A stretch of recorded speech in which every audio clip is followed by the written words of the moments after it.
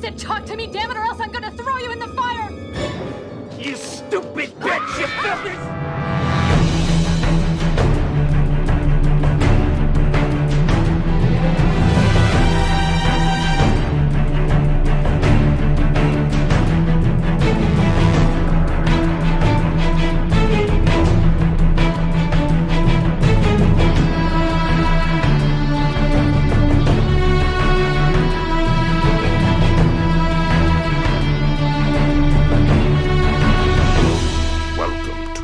Flyover State of Fear.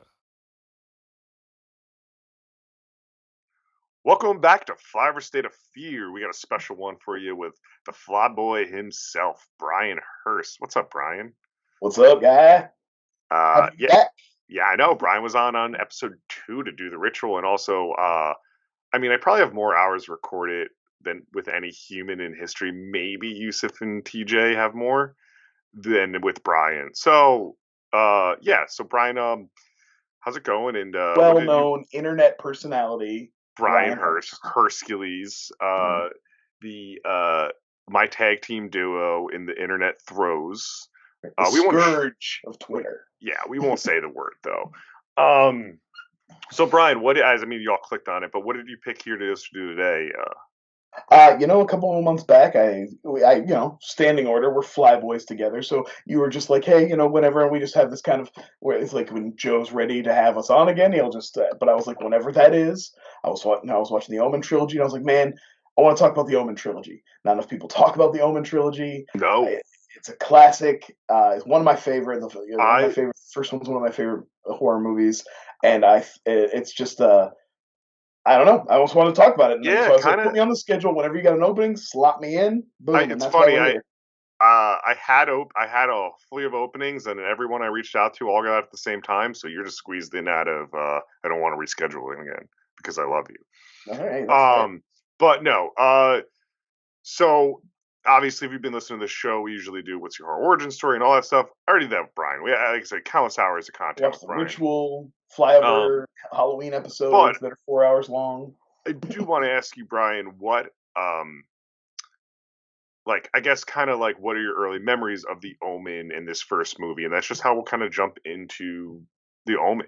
1976 is the Omen. Directed by Richard Donner, right? Yeah. Richard Donner, pre-Superman. Pre-Superman Richard Donner. Killing it. It was actually interesting I'll just go now because I kind of have some fun facts sprinkled through. Sure, now that I started it, he was set to do the sequel too, but it was like, now I'll go do Superman instead, and I'm sure he's probably a good choice, Yeah, so this is his first hit. This is his first, hit. And the Omen obviously was, this is from a time where, nowadays, if a movie gets a sequel, that doesn't even necessarily mean it was a hit. It just means it made enough. Back in the day, this is in between Jaws and Star Wars. So sequels weren't so much a thing yet. Mm-hmm. And the Omen getting a trilogy means it was a big deal. It was very the Omen, all the technical stuff out of the way, it's made for $2.8 million, which in 1976, modest budget. Truly. Yeah. But it grossed $60.9 million in North America. That's rad. That is. Of course, they were like, please make Superman for us. Yeah. So it kind of makes sense. And also a lot of cool special effects stuff I'm sure we'll talk about a little bit in this movie. You can see where they were like, yeah, we'll hand you Superman. You could hack it. This movie is just talking about Richard Donner for a bit.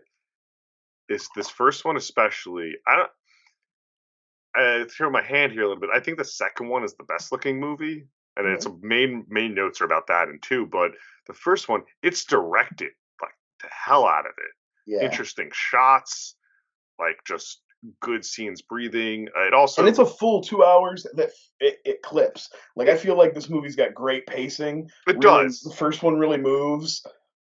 It does. I think by an overall, any movie that's almost 2 hours, you could shave 10 minutes here, but it's not. Sure. I think there's spots you could take stuff out, but I do always, I guess, and obviously my bias is on my sleeve here. I picked this movie. I love this movie. If you went back years ago when I did my top 10 horror movies, I think this made the list. But whenever I watch a great horror movie like this, or even any favorite of mine, I always feel the next moment coming, and it doesn't feel like there's very long in between those, where it's like every time a scene happens, I'm like, oh, okay, now we're getting ready for this part next. You know what I mean? Yeah. It's always there's always something to get excited about. It's like, oh shit, they're going to the graveyard, baby. Okay.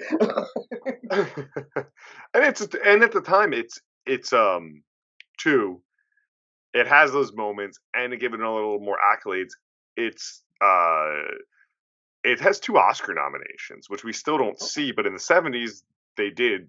They were like, hey, The Exorcist, we're still off the high of The Exorcist and Rosemary's Baby and these demonic movies. So Jerry Goldsmith gets his first Oscar, his only Oscar win. Jerry Goldsmith did all 3 movies for the score, which still working today. You know, like one of the heavyweights. I'm not too much a score person, but that's I'm like, that's always my weakest. You know, aside from like a couple of John Williams and a couple of Danny Elfmans, I don't know much about music. And yeah, me neither. So, and then notably, Gregory Peck is in this movie. The only thing I want to stay away from, kind of, and I'm not going to get too heavily into, is this is one of those notorious like cursed movies.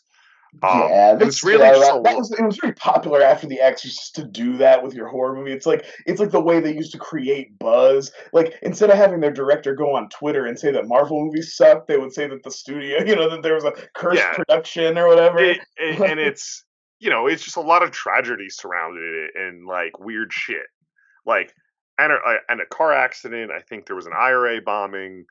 And Gregory Peck's son kills himself. The IRA bombing thing is just one of those things like, well, that's just because you're filming on location. Like, you just happen to be in a place. But I heard someone say one time, talking about cursed productions, it's like, movies take sometimes a year and a half to make. A lot and like, happens. In a year and a half, people die, people have babies, people have divorces, people get sick. Like, just shit happens. Like, So I just want to, it's out of the way. That's fine. We're not here to talk about that. We're here to talk about. We're just talking about the trilogy, and I guess real quick noting, because I didn't finish it. My copy, it came with the remake, which is basically shot for shot, and I got like 20 minutes into it. It's a very close remake with a very good cast that's very unnecessary. Only part of it that my only real note of it is, wow, young Liev Schreiber really needed to grow into his head. There's a big, tight, skinny man, big head that needed to get older to. He's very cotton weary in that one still. You know? And that's all my only note on that. And then it was asked on Twitter today. We were tweeting about it. There is a 4th one that was straight to video. That was straight to video or straight to TV. You can't count that. They slapped a 4. There was also something called The Omen Legacy, I think, in like. There was a TV show too they made called that Damien. Maybe what that is? I don't know. It was like 2016. It got 1 season. It was like an A&E show. They were doing that. I've heard the Exorcist show with Gina Davis is actually good. Pretty good. I've heard that was pretty good. That I heard was pretty good, and I think something like Damien was just trying to build off of like the Norman Bates show they had. Bates Motel. Bates Motel's okay. Yeah. Anyway, out of the way. 1976. Our movie does start. Let's go back to you asked me a question and I never answered. Oh yeah, just what was your like memory of this one compared to like, you know, to kind of get it started? Well, again, like it wasn't really on my radar till I was like a teenager, I don't think. I think honestly, if I'm being completely honest, the South Park episode with Damien might have been one of the first things that clued me in to what Damien was, and I think I'd heard references to it before. You know, people would use it as like a way to talk about a bad kid, or you know, they'd make a reference to the 666 birthmark or something like that in pop culture. So I was like vaguely aware of it. The Iron Maiden song, Number of the Beast. Yeah, sure. Okay. No, I don't think I knew that one. No, okay. That's what I would like them reading the scripture parts, that beginning of the number of the beast 666. And then this. Okay, it's in pop culture. Like it's a. Oh yeah, exactly. I think it was just kind of like tacit, but I don't think until probably my like late teens or early 20s really like sat down and watched it and like absorbed what I was actually watching. Yeah, I probably caught it like bits of it on cable too. You know how that goes. I think I caught it on AMC during Halloween at one point, and that's about it. Yeah. Right? Like I remember, you know, it's highlighted in that AMC's 100 scariest movie moments. It's like I have the Wikipedia. It's number 16. Like it was in that pantheon, and I was definitely even to this watch, more afraid of it. This is the first movie someone's picked on fear that I was like, oh, I think I'm gonna be scared. Yeah. Not at all. I mean, like, it's creepy. It has its thing. Don't want to diminish that. Just wasn't like me thinking I'm gonna watch The Exorcist tonight and then be like, you know what, I'm gonna think about that tonight. That's gonna be in my mind. That's gonna have that. And the other demon movies, possession movies, happen like that too with Rosemary's Baby, right? Like, this is always considered. Oh, it's kind of like, what if the Rosemary's Baby kid grew up? That's kind of fair. I'm sure that was in the pitch meeting. Oh, definitely, definitely. But into the plot a little bit. The movie does start off with the child has died during childbirth. And July 6th, 6 a.m. They didn't have the 666 date like the remake did, so they had to use 6 a.m. instead to get their 3 6s in there. Yeah. They had to trick it a little bit. So you know that 6606 was coming out, and some producer was like, "Well, remakes are a thing. We're doing this Omen. We got the rights. Like, we got one shot at this." Ooh, Julia Stiles, you're still on contract. That's how I feel about most of those fucking things. It's like you have a contract. Yep. Guess what? You're cashing in. We're calling in a favor. And then those motherfuckers sat there in the junkets like, yeah, just trying to really respect the original property. Make it for a new generation of kids to enjoy. Like a new generation can enjoy a movie that was 20 years old at the time, or 30 years old at the time. Whatever. So they set up in the hospital, and it's so fucked up too because the baby dies, and the church is just like, "Here's another baby. Your wife won't know. Here's a baby that kind of looks like you, and its mom's dead."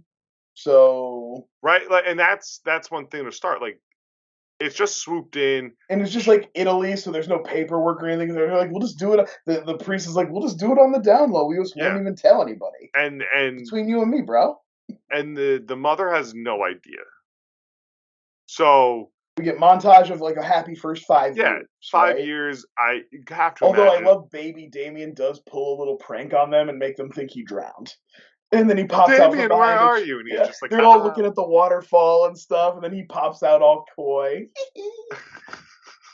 And silly then little baby, I almost thought I was dead. It is not. It's playful too, and especially the music. And it's one thing, I guess, where the score comes in, because the score is that music change. Like, we're just a happy family. We're just a happy family. Like, it's really that, like dun, dun, yeah, and I like and I also think this is like the precursor to remember. So the father works in the government. He's the ambassador. Well, he's the ambassador of Rome, I think, and he's going to be transferred. He's the Italian ambassador, and then he gets promoted. I think in the remake, maybe they add in a scene where some crazy accident is the reason he gets the promotion too. But in this one, it's just like Damien's born.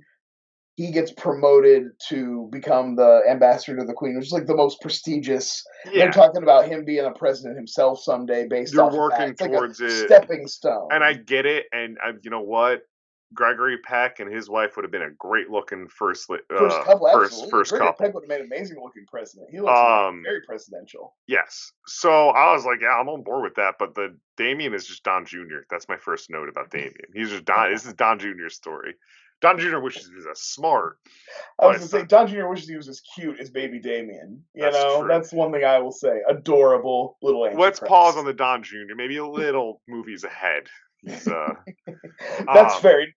Okay, well, then we can get into it for sure. Yeah, so that's the thing I want to say about this movie. This movie's much more coy. It's only this first one, but does this first one feel very much like Final Destination before there was Final Destination? It's just Final Destination. Exactly. It's like there's a malevolent force working, and maybe he's having some people are dying, and is he doing something, or is it just accidents? Like, it's that, because you have death is the dog, is the Rottweiler. Right, that's death. Right. Showing up, just staring.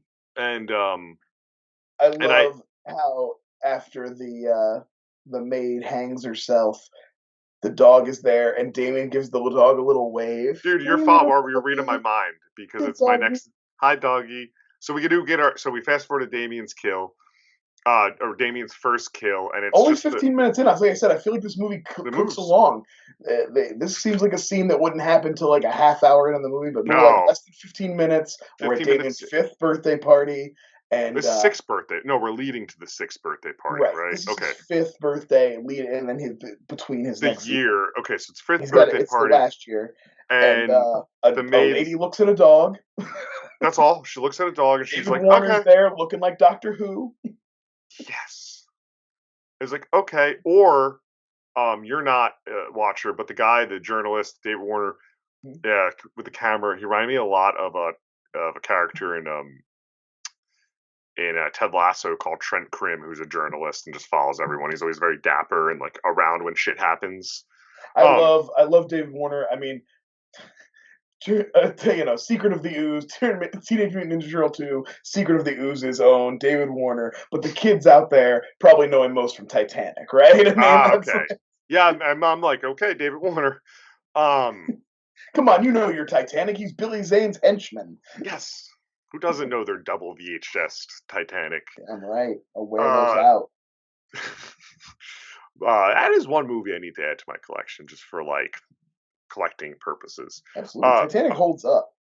Good. I haven't watched it in years. Shit's good. So, welcome to the Titanic cast. That's right. Okay, we're just doing a spin-off now. Okay. But you already mentioned that. So this is like, I think, the most important kill of the movie, though, because she hangs herself, and the fucking camera just lingers on this body hanging longer.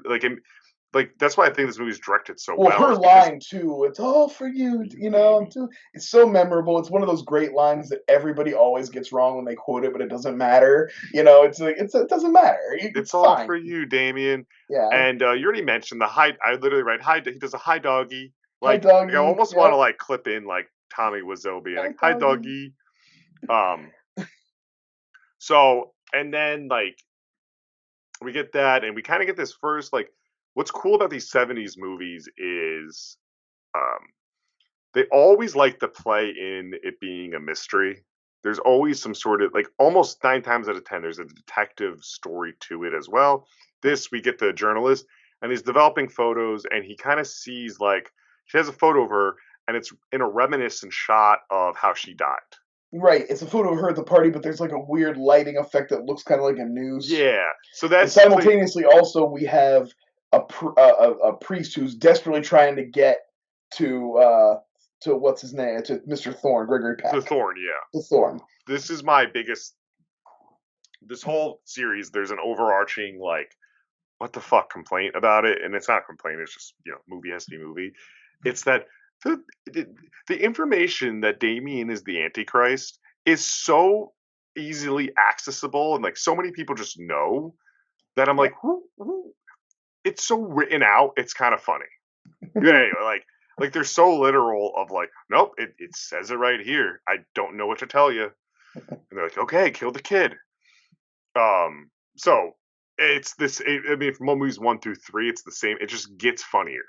Yeah. Well, you just find out that more and more people are involved by the third one. You're like, wow, there's this many Satanists? Jesus, there's just like everybody in town's a damn Satanist. Yeah, and then we fast forward a little bit. They're disturbed by the death, but nothing major. Yeah, but it's like life goes on. It was just a servant. It wasn't like a real person. Yeah, that is how they act. Life goes on. Oh my god! I love that when Mrs. Baylock shows up, that's what I'm getting to. Mrs. Baylock, hire her based on almost nothing, right? Like, there's one thing, because the mother is just smart enough, but they still keep her like dumb enough. Where Mrs. Baylock comes up and she looks fucking evil. I mean, they casted the most sinister looking woman. They give her a ratty haircut. You got the Wikipedia. What's Mrs. Baylock's name? Because that actress also appears in Hot Fuzz. Billy Whitelaw. Yeah, Billy Whitelaw, exactly. In Hot Fuzz, they tried to cast a lot of like older English actors who had been in like famous horror movies and stuff like that. I think she's in another movie called, is it Raw Nerve? I don't know. But anyway, she's great in this though. Mrs. Baylock is amazing. Oh, she plays it perfectly, and I do love the movie doesn't give us it doesn't try to play with us, is she evil or not evil. She immediately comes in, she looks evil, and as parents. Soon as she's alone with Damien, she's like, "Yes, master, I will do as you're bidding." Yeah, she goes, "I'll do as you're bidding." That makes me think, like, is the dog recruiting these people? Yeah, I don't know where the dog did then. But that's they don't have I do want to talk about. texts. There's two things. One thing I would say that they kind of a misstep here is they make Mrs. Baylock too blatant too quickly. No, there's no play to it. There's two things that happen, one right after the other. There's the thing where she won't dress him to take him. She doesn't have him ready to go to church. The mom's like, I said get him ready for church. He's not ready for church. Why not? Well, as my note is, like, and she like argues. She's like, he doesn't need to go to church. What's he gonna get out of church? There's that, and then she brings the dog into the house, and it like growls at.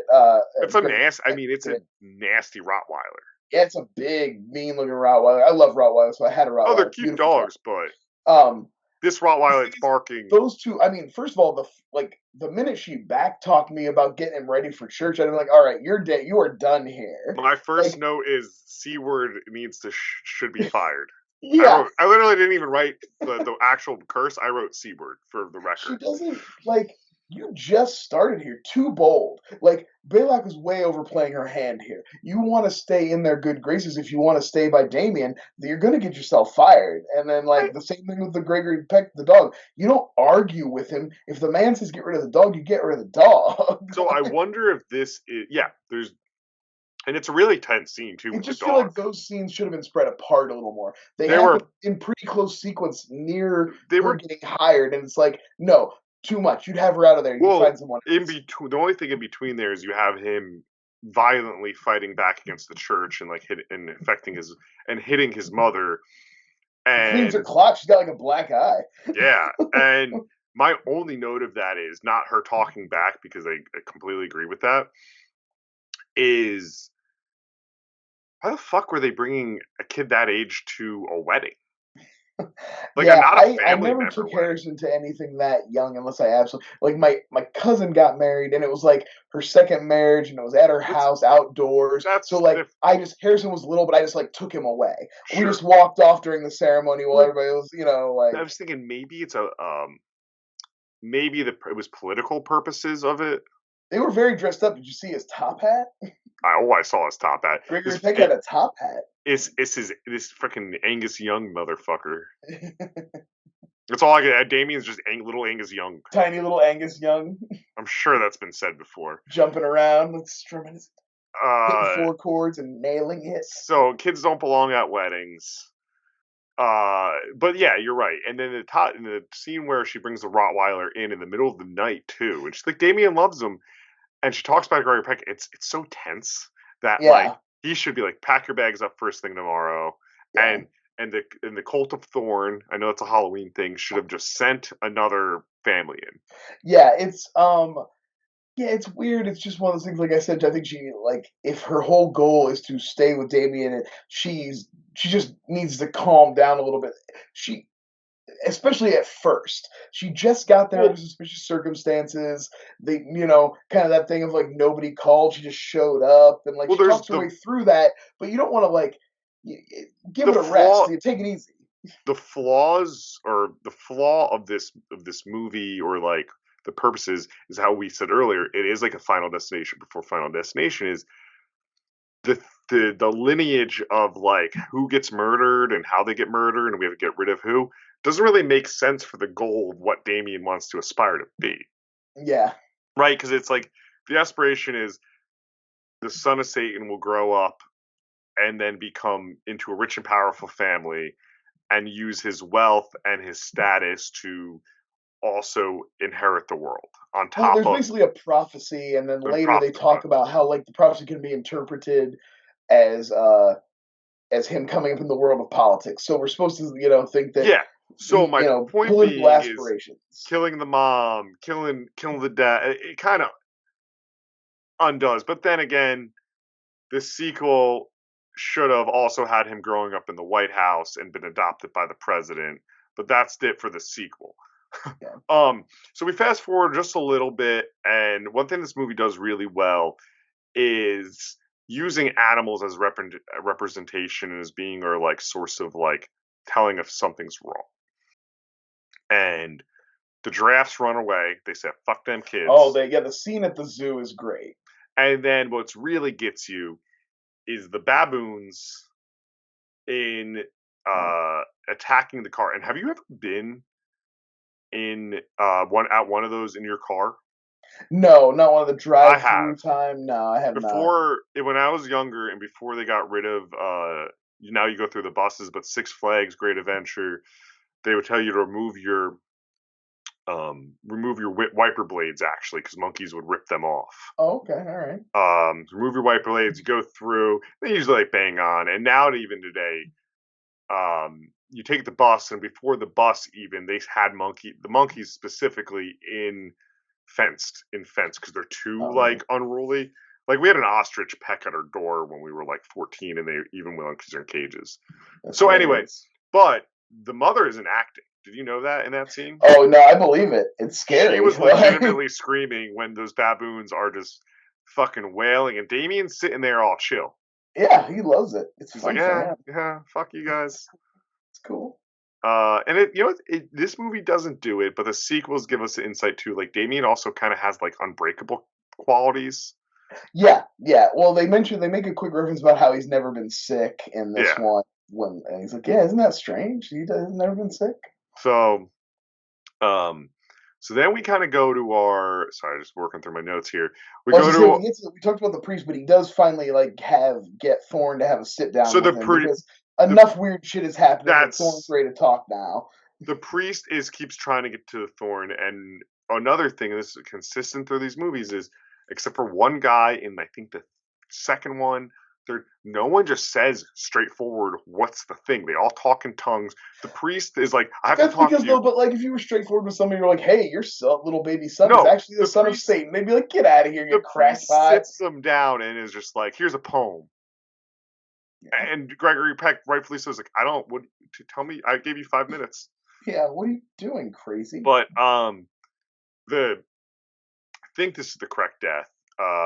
So you see another photo get developed. It's kind of like the little advent calendars in A Christmas Story. They keep revealing them slowly. Yeah.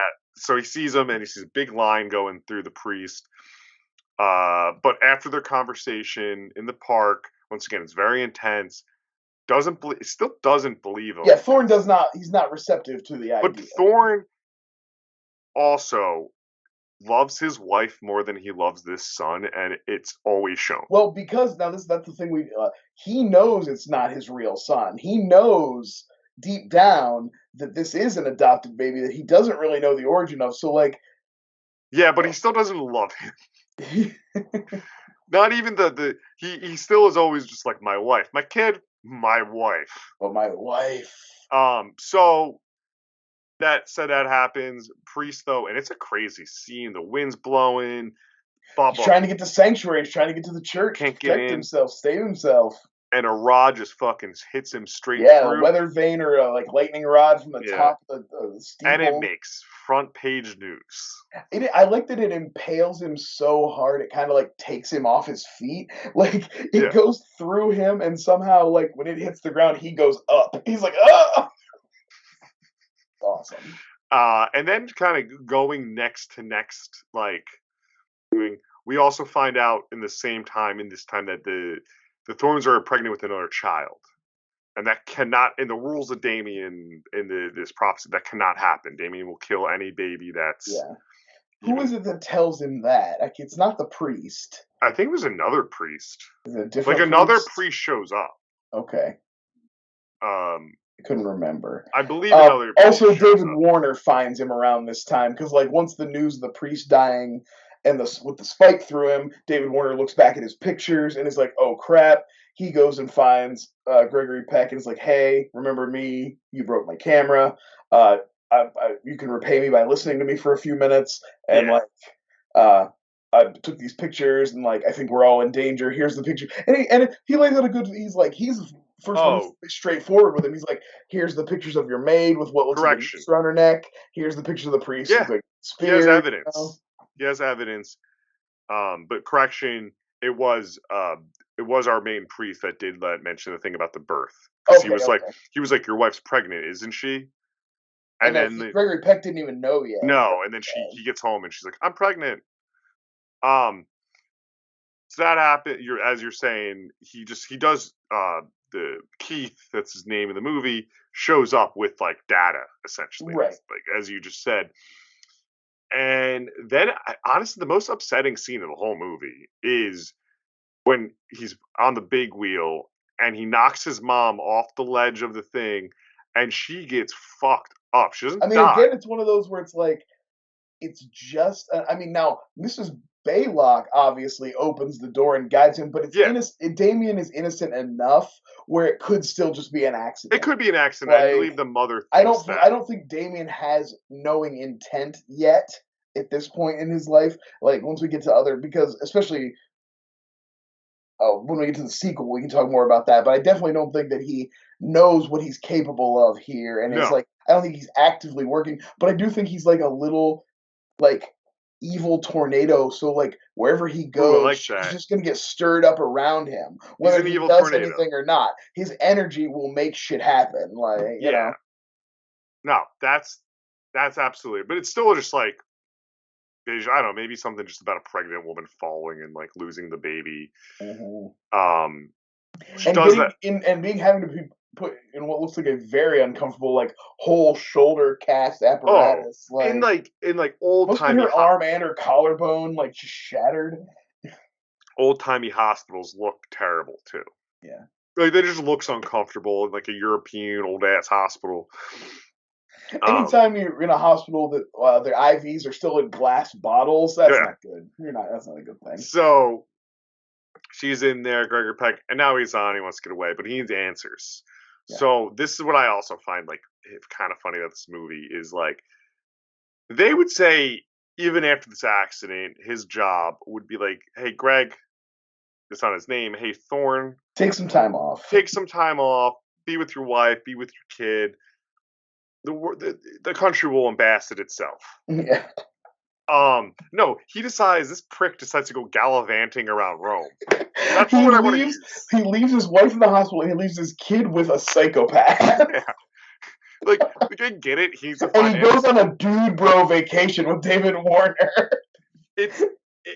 I don't know. This movie's sweet, so I don't want to keep calling it silly, but it's so silly in concept of like the word to use is gallivanting. It's like, yeah, okay. Like there's a scene where him and David Warner, which made me laugh even more thinking about that, is them sitting and having coffee, and he has his like French like his like little espresso cup.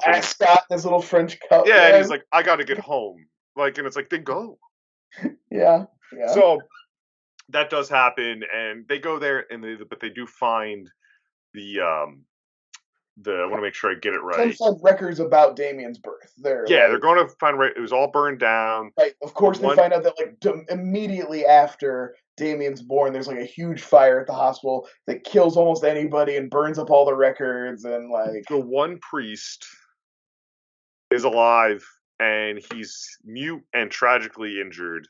Yeah, with like all mangled face, his face is all melted. I think everything holds up in this movie except for his face. Yeah, his face prosthetics. But it doesn't bother me.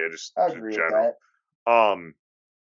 And they finally get him to talk, and they do in a way says, "Oh, you got to look for the birthmark, the number of the beast, the 6s." And let me say this though, the Blu-ray set. Interrupt real quick. The Blu-ray set I bought Trebek has the most obnoxious but fun title menu because you click on it for the more menu when you're watching the movie, and it makes a dong. Makes an actual audio sound when you bring up that bar that says like pause scene selection, but you're still watching the movie. I've never seen that before. Yeah. Anyway, that's what because I must have paused. They and he writes out the 6s, this old fucking priest, and he points them towards like an old cemetery. Yeah, and they find the daggers and the No, that's later. That's not till they meet up. Sorry, they don't find the daggers. They point to an old cemetery. The one priest is like, "There's nothing there." They have to climb a spiky fence. He's like, "There's nothing there." They find a grave from the same night, the night that Damien was born. There's animal bones in the one grave. The jackal. His mother was a jackal.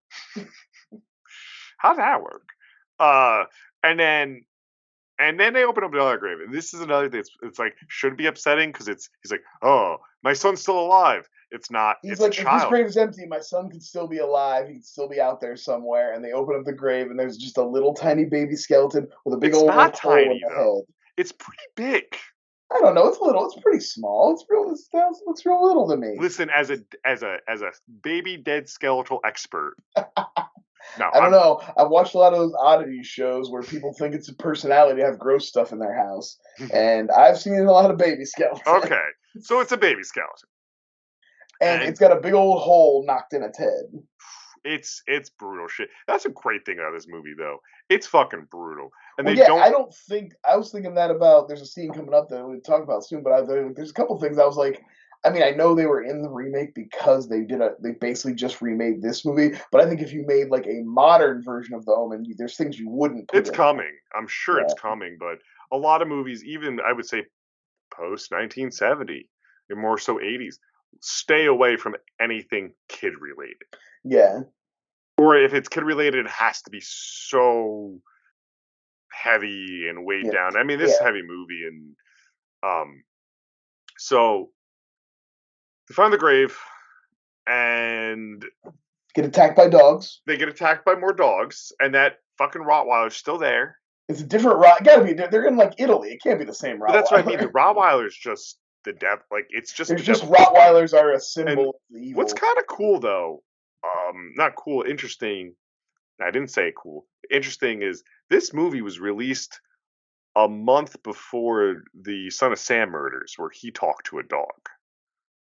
And I do think there's a connection there with like, so they chalked up the talking to the dog shit too. They were like, yeah, he just took that from the movie. Yeah, maybe. I didn't do any research, but I kind of remember something about it. Okay, that's fair. Or maybe in that shitty Spike Lee movie, Son of Sam, he talked to a Rottweiler, and I'm just confusing them. Yeah. Yeah, the movie wasn't about the serial killer. It was just just a regular Spike Lee drama, and that's going on in the background. It was a drama of John Leguizamo cheating on his wife and doing drugs, and with the backdrop of the Son of Sam. And I was really disappointed when I saw it because of that. Pivoting, so we get there, and then he returns to the hospital, see his wife, and sorry if I get this mixed up. Keith doesn't die just yet. No, it's not till they have to go. They go and they find the bones and everything, and then do they go back? I don't think they go back. They go to find Pugenhagen. They go to find Pugenhagen. And he calls, because he doesn't make it back to see her before she dies. So she's in the hospital. He's like, once they find the bones and they know that the baby was born from a jackal and that their baby was killed. And they explain Damien. They know what's going on with Damien. So he's like, he calls. Oh, he just gives them.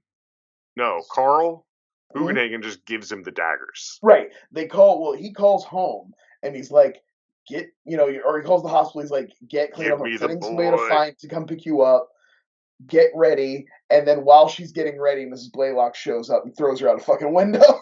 Thank you. That is exactly what happens. And it's so upsetting because I want the mom to live so bad. She's actually my favorite character because she's sweet. It's a thing. And that's the thing. It's like, I bet at the time, you would not have expected them to kill her off. You know what I mean? And then when that happens, I bet it was very shocking for people. And the camera just lingers on her. Like it's upsetting because they really just linger on her before she pushes her. Yeah. They really put her through the ringer. The fear, she's real good at portraying that fear in her eyes. Yeah, Lee Remnick, if I haven't mentioned her name. She's great. She's great in this. So he had just called, told her to get ready, just talked to her, hangs up, and then like probably 10 minutes, 20 minutes later, gets a call, and it's the guy he sent to pick her up. Who's like, she's dead. Yeah, and that's when he's like, she's dead. I want Damien to die, and they're gonna go to Pugenhagen. And they meets with Pugenhagen, who's like this crazy old archaeologist. And in Pugenhagen, I made her best deaths kit list. This is where you go to Pugenhagen. It's after they get the knives, and then it's weird because he's like, she's dead. I want Damien to die. But then when he gets the knives, and Pugenhagen describes to him what he's actually going to have to do, which is like stab Damien like 7 times with these daggers. Yeah. He kind of gets a little bit hesitant again. Yeah, and it's he's it's arguing with David Warner, and then yes, what leads up to probably the most famous kill of the movie, and an deservedly so. iconic movie death that was in our tournament when we did one for Flyover. Yeah.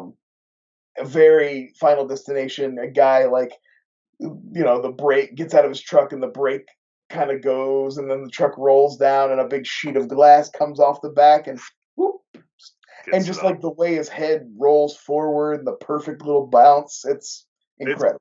It's art. Good, upsetting, still all this death. Gregory And Peck's they had been fighting about what they were going to do, and Gregory Peck was him and Han about using the daggers. Like, no, he's a child. I don't want to do it. How does he know? And then he sees David Warner die because he throws the daggers, and David Warner's going to get the daggers, and that's when he gets killed. Mm-hmm. And he sees David Warner's severed head, and he's like, oh, and then the next cut is him sitting on the plane with the daggers in his lap. Yeah. Like, he collected up those daggers. He knows when Get he has the fuck out of there. How many more people do you have to see die, dude? You got to go stab a baby now. Go. Stab that baby. Stab that baby. But he needs proof still. And Damien, throughout all these movies, people are just able to really look at that birthmark so easily while he's sleeping. He does check it. It's there. It's confirmed. It's on his head. How he didn't see that on his newborn's head, who knows? I like the way he tricks the guard dog into the basement. That was a slick maneuver. Good for him.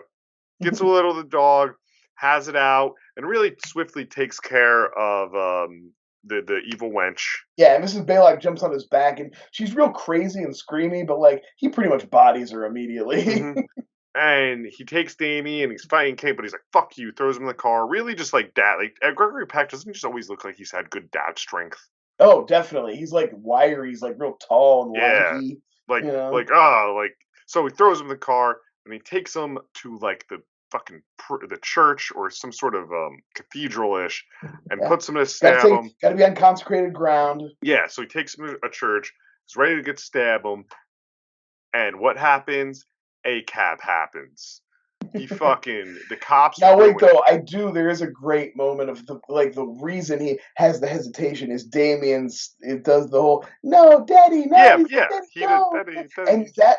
And despite all he's seen, despite all he's heard, he did raise Damien from a baby. He's got a lot of feelings for this kid. You know what I mean? He's but so it makes him hesitate just long enough. Sure, I all human moments. Yeah, it's a great. That's what I'm saying. I like that. I love that little, and then that hesitation is what ends up costing him because the cops are able to get in and put him down. Stakes him, but he doesn't.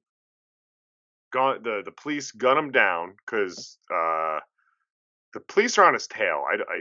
Something gets. They get the call from. It's when he bails after he kills Mrs. Blaylock and he's got the kid.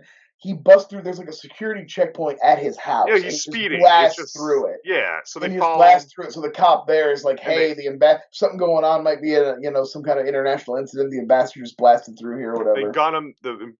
They gun him down.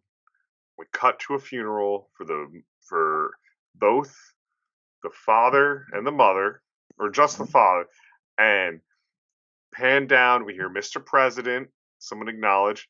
And it's just Damien with a little tiny smirk, and the Bible quote comes up, and credits roll. Brian, you are okay. You're back. Yep, I'm back. Sorry. It's cool. So if that was in case, credits roll. We have the Damien smirk, and it just ends on a dark note. The devil won. Yeah. That is like movies from the 70s often do. It ends on a nice dark note. It's established early. He's with the president at the funeral.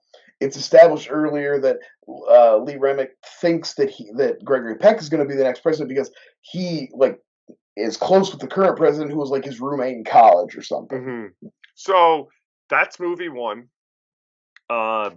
It's excellent. As everyone listening knows, this is not a review show, it's but a classic, sure. Yeah. It deserves its place in horror history.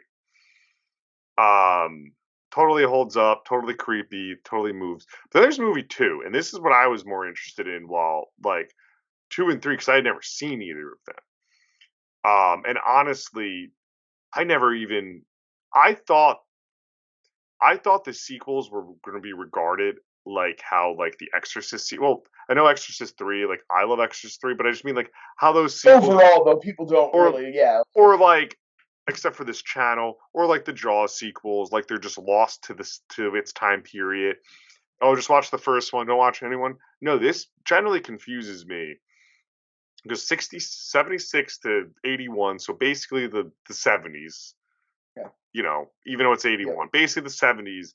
This trilogy gets itself out of the way, done before anyone really has time to like make sequels to like do the sequel thing. And so 1978 we get a second one. We actually now learn Damien is 7 years older, so he's 12. Yeah, he's 12 turning 13. Junior high age, basically. He's turning 13. He's 13 going on 30. Check that episode out on Flyover State of Film. Plug, crossover. Although this might be released in like fucking March at some point, so who knows? Hey, it'll still be up. Go find it. It'll still be up. Go find it. I had a great 30th birthday. But 7 years later, and we're in Chicago, and I thought Damien, the sequel would be Damien living in the White House. It just seems like the proper place to go. President. I think you're supposed to like he's there at the funeral with the president, but he didn't. President's not his legal guardian. Turns out Thorne had a brother. You know. So the writer did not come back really for these movies. No one ever really came back for any of them except the one priest returns for the sequel for part 2. The writer revealed later on that he denied he didn't like sequels. He didn't want to do sequels. Blah blah blah. I don't like horror movies. All this stuff. He did write a draft for it. Turns out it was that Damien's now living it takes place immediately after, and he's living in the White House. And that kind of would have made sense. Just real quick, that knowing that these were all taking place 2 years after, but all like essentially, those actors all would have made. You could have used that same kid. Yeah, if that was just basically back to back.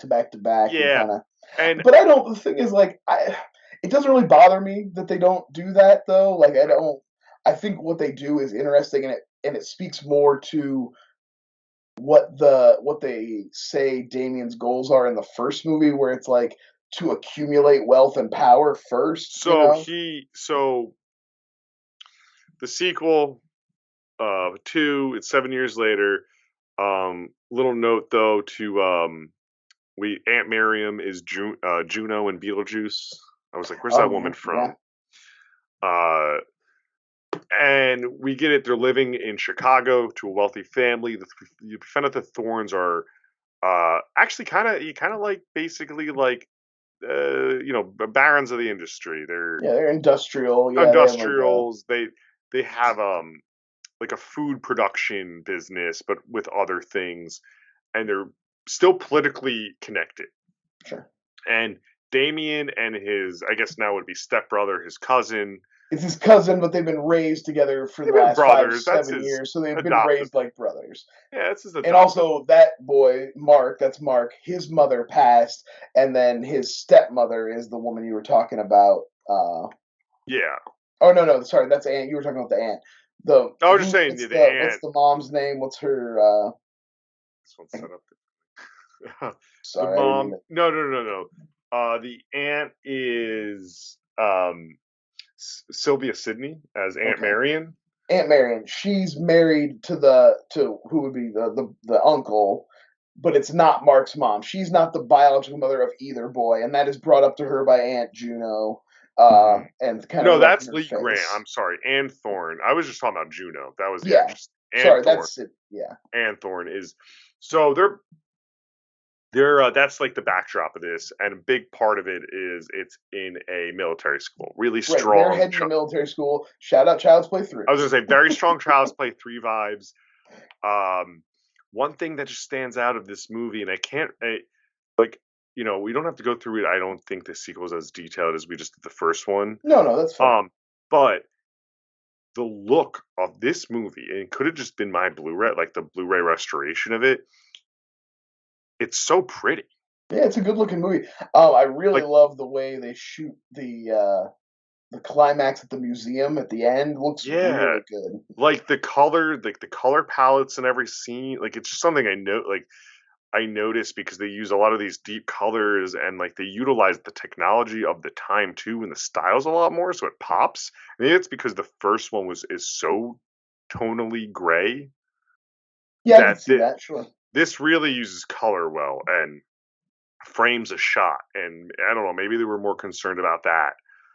But anyway, let's and also another note I had. So we do hit a scene. This movie has a little more like political notes to it than the other one. Like they try to like of what the older adults are getting into as their jobs to fill time. And one thing I've noticed was like, oh, was someone trying to get the word out about like big food? Because that happens, you notice in movies. They'll be like, I got to get the word out of like a big food. Speaking of Superman, how like Superman 4 Quest for Peace, it was just Christopher Reeves wanted to get the world out about nuclear power. Nuclear power. Yeah, sure. No, I can see that. Somebody was like, "This, I'm going to sneak this in here, my little cause." Like, because they even talk about solar energy. Like, or maybe this is the third one. Anyway, they like there's things that we're talking about still today that they were bringing up. But no, this movie rolls, and I was really impressed with this movie. This is actually my wife. This is her favorite in the trilogy. She likes 2 a lot, and I do too. I think the kid who plays Damien is really great. Never really did a lot else, but he's really excellent. We talked about how Damien doesn't know what he can do. This movie deals a lot with him discovering who he is and what, like, the truth about what he can do and what he's capable of, and what's kind of expected of him. Kind of like if you've ever seen Kevin Smith's Dogma, and they talk about how like Jesus had to deal with the idea of being the Son of God. This is the flip side of that coin. This is like seeing. It's like you thought you were a normal kid, but actually we need you to be the most evil motherfucker who ever lived. Like, one thing I failed to note very poorly is we actually start off with the archaeological dig with an archaeologist and Bugenhagen, the only guy to return, and there's a mural of Damien. Like 4-year-old age Damien or 6-year-old. You find out there's different stages. There's him muralized as a later. You see that there's a teen version too. Yeah, the painter did like stages of the Antichrist growing up. So all the prophecy. And by the way, I may agree with Sarah. I might like this movie more than the first. It's good. Definitely like as far as like. Should be mentioned if you're talking about horror sequels. It should definitely come up in your conversation. I mean, maybe it's just my own faults or my brain, but it fails. I think it fails to get mentioned with a 2 specifically because The Exorcist 2, The Heretic. They have to be wrapped in together. Yeah. People were dismissive of sequels in general. Oh my God. You still talk to any like boomer. They're like, sequels are never good. They just know that. And I don't blame them if they paid attention to movies and they stopped in like the 2000s. Sure. So they die though. The walls cave and They're like see the face of Damien and they're like, oh, we got to get out here and spread the word and tell somebody, and they can't. They get buried. And this is what kind of where like we see Damien and he has now full force like Jedi mind trick powers though. Yeah. He's getting there's a scene where he's getting bullied and he makes the kid like spaz out on himself. My Sarah's favorite scene is with the teacher, where the teacher's asking him all the questions and he just knows the answers. Phenomenal. He knows the dates. Good. He knows like it's just it's all like what date these people died, no dates of these wars, and he just rattles them off. The teacher cannot. And the teacher basically runs out of things he knows about to ask. Like, and what's great about that scene, and whatever you've all listened to this podcast, I jump around. His watcher of this movie jumps in and says, he reprimands him for like, and he goes, you know what you're doing?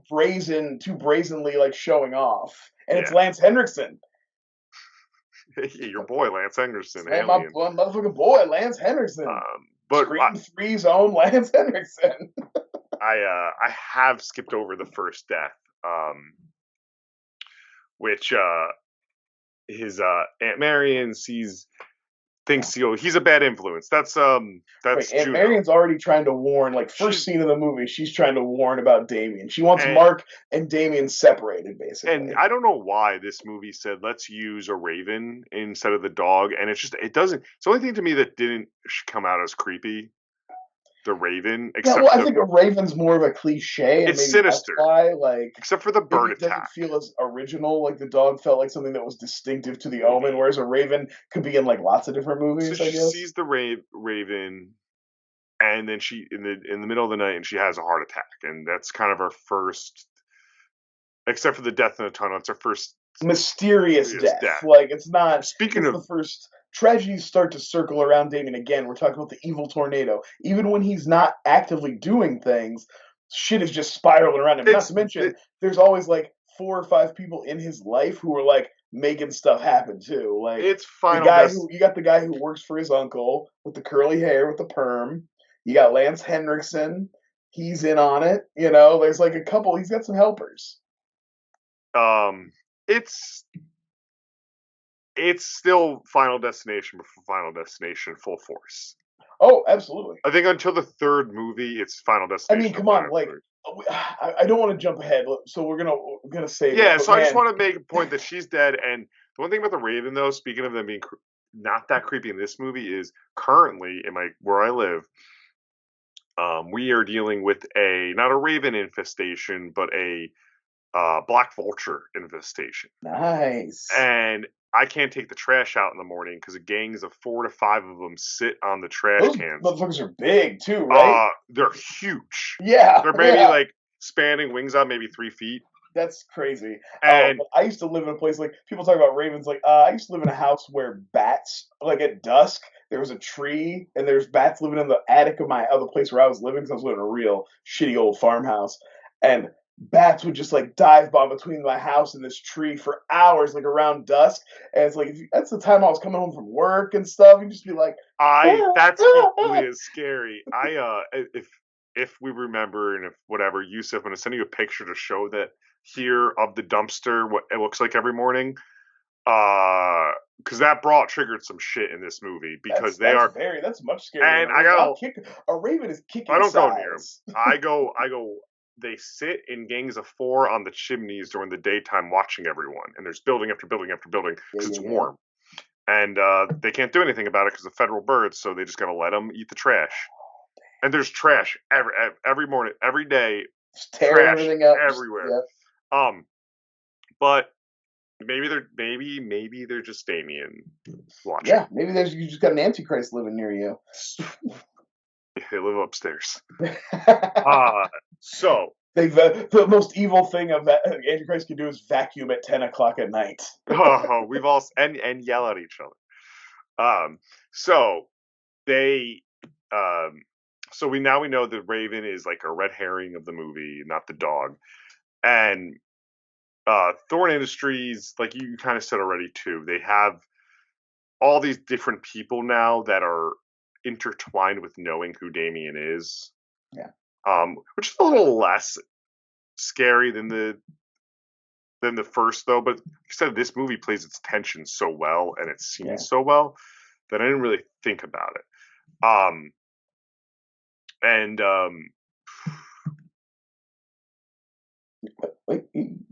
Sorry. So they. Oh, this is it. This is scariest. So the next thing I want to jump to is the scariest fucking thing. It's one of my biggest fears of all time. They have a birthday party on the ice, on the hockey. They're skating, yeah. They're ice skating on hockey, and I know that's like common in Chicago because it's cold, it freezes. Bodies of water, freezing pond hockey. And Christopher Walken is like, oh, someone's gonna fall in the ice. Yeah, I am that mother that will like, I can't do it. It scares the hell out of me. I can't imagine, like, it would freak me out now, but I remember I used to go to winter campouts at these Boy Scout. I wasn't in Boy Scouts, but we went to a Boy Scout camp. And there were these big lakes, and middle of winter in Ohio, the shit was frozen solid. And we would walk across the lake and walk to the islands and just walk. You would never even thought about any of it being a week anywhere. But like the idea of my son doing that gives me anxiety right now. It's not even there. I'm not like seeing him do it. I've been invited. I've been invited on it. I've always said no. It scares me because you don't know. You don't know literally what happens. It falls through the ice. You don't know the density of the frozenness. Well, that's what I'm saying. That's what happens to this guy. He falls through a thin spot, but then there's thicker spots he can't bust back through, and the current is dragging him farther under the ice and farther down. This might make, because of that and that fear and literally seeing him under the ice, maybe my most scariest scene in any movie ever, of just like panic. How the tweet was going around the other day of the person going in the cave and like, and that tiny little hole. And it's like, this is why the descent is scary. I'm like, I don't know, the ice is even scary. Yeah, the problem is you can't do a whole move. Sure. You can't do a whole move without the ice because you die so quickly. Yeah, no doubt. That guy ain't gonna last. He's that kid's dead. So he dies, and that's kind of where I'm just gonna jump into these like deaths. And a report. I was gonna say that one specifically. Did we miss the one? There's also a reporter who's looking she's into.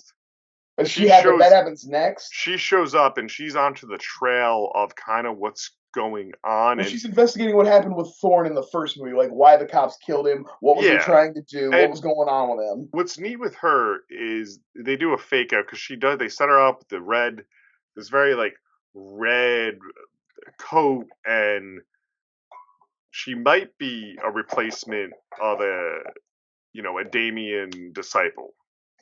Yeah, you can see that, sure. That's what I was thinking. That's what I was thinking they were going for, and she's not. She's kind of figuring out. Like, she kind of has some answers, too. She kind of comes to talk to, like I said, she's investigating it, but she has an idea that something was up. I think she knows about Bugenhagen, maybe. Because she already talked to Bugenhagen when she asked the brother's involvement, and this is when the brother Thorne is our new Gregory Peck. He's our new Gregory Peck, and that's why people are going. Do you remember? Do you have it open there in front of you? Yeah, I have it. She's the new Gregory Peck. He's his name's Richard. William. What's the actor? William Holden. He was actually first cast to be Gregory Peck's character. Okay. That's who they wanted originally. So he's. And he's like everyone else when they get this information, just in it like, no, get the fuck away from me. Yeah. And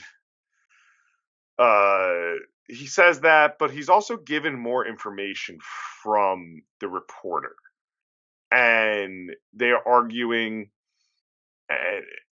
and basically, as she's driving away, she does get a death by Crow.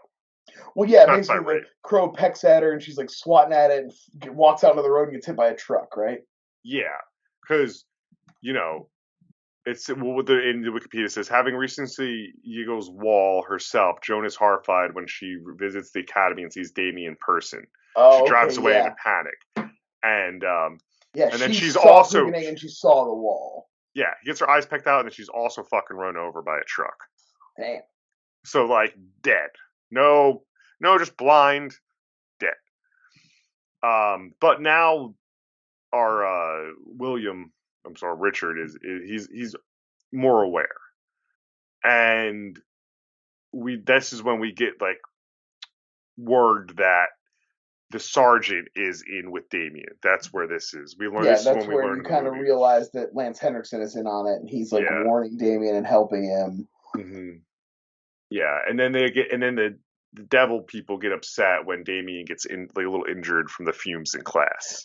Well, they're on a trip, and there's another guy. It's like one of the Thorne factory guys who's like set to take over something. It's like I said, all this stuff is like to consolidate. It's what they talk about in the first movie, which is like as soon as everything you have will be left to him, he'll kill you too. And that's when he's kind of consolidating everything to his uncle. So anybody who like was helping his uncle run the business, he's like taking them out and making them less relevant or killing them so that all the power is consolidated. It's so structured of who he knows. Yeah. Who it is. That's why it's important. He's got the guy with the curly hair who works for the Thorne Industries who's kind of guiding him on that end. You have Lance Henriksen at the school working with him. And this is still the reveal of the Damien to Richard, though, is revealed earlier in this movie than it is in the later. Because it's about revealed now. We actually skipped that a little bit. Yeah. Oh, it is already? Yeah. Okay. Because after that in the cells at the same time, because you remember the dad runs out of the classroom yelling, "No, no, it can't be," after seeing the once again. Oh, sorry, I'm wrong. I'm an idiot. Sorry for people who are listening. Damien runs out of class. He sees the bumps. He's told about it. He's never noticed he's the marks. that's I Lance got that Henriksen mixed tells up. him, right? And he goes and looks and finds the birthmark. I got my notes mixed up, and my one note of this is, and it's a very Brian thing, is Damien runs out of the building and goes to the water, and it reminded me just of the Seinfeld. Anyone that does it, Seinfeld contemplating on the side of the water if he's dated too many women. Whenever he's on the pier, they're always having their deep thoughts on the pier. Yeah, absolutely. Yeah. So, but sorry, I was wrong. Sorry, listener. Hey, if you're listening, in the comments, man, let him have it. I would love to hear it. If anyone is listening, put it in the comment. That is like, but we talked the attack at the plant where the gas gets released leads to what I think should be put on par with the David Warner death. There's a death in this one that I think is, huh? The elevator? Yes, the elevator. We're getting there. Death. But before we get to the elevator, I do want to talk about how silly it is. And like I said, there is silliness throughout this thing, and I think the silliness is also how serious the tone from 1 to 3 is. The silliness is just like, oh yeah, they're always very like they play it straight. There's no winking at the camera in these movies. This ain't a fucking Marvel movie. These are real. They take the shit seriously. The fact that the kid gets injured and that the doctor is like, let me just take some samples and I'm gonna look through the microscope, and he's like, this is different blood. Like it's I've also been watching so much Dexter where it's CSI type stuff, but it's like, what? Okay, but the science. Yeah, but that death. So like the little blood cells have horns on them. Like, wait a minute. That was in the trailer, I bet. Also, Dr. Warren, the guy who dies, he popped up in Halloween Kills. I don't know what character, but I looked at his IMDb. That's Meshach Taylor. Are they talking about the guy in the elevator who dies? Yeah. That's Meshach Taylor. It's like he popped up in Halloween Kills, apparently. Halloween Kills? Really? Yeah. Okay. So that's cool. Hey, good for him. But he gets so you have this once again another great use of color. It's like he's going to study the blood. He can't have that, so he has to get Final Destination. And this is the most Final Destination scene because he's in the elevator and the numbers are just going down and it looks great and the things are shooting down and it's like 45 floors. Yeah. Oh yeah. It goes. And he thinks he's good because it lands nothing, but the wire is just dangling and whipping, and it goes through, and it cuts the body in half. And then, basically, two weights that have a wire between them fall, the whole length of the elevator shafts. They gain all that speed, and they, totally bisect the elevator, the actual elevator box, and Meshach Taylor. Just right in half. And you see his guts inside, and they look great. Yeah, it's really good. So... so that happens. I think that was on par, like I said, with David Warner. It should be talked about in the same breath as the David Warner kill, which is one of my all-time favorites. So, and we still got Bugahagen running around too, because he got better. No, not Bugahagen. They go to Bugahagen's, the other guy. Still, they go to dig him. They find his bones. That's what. That's where they get because his word. He gets the knives back? No, the knives are in police evidence or something. Yeah, his word just means a lot. And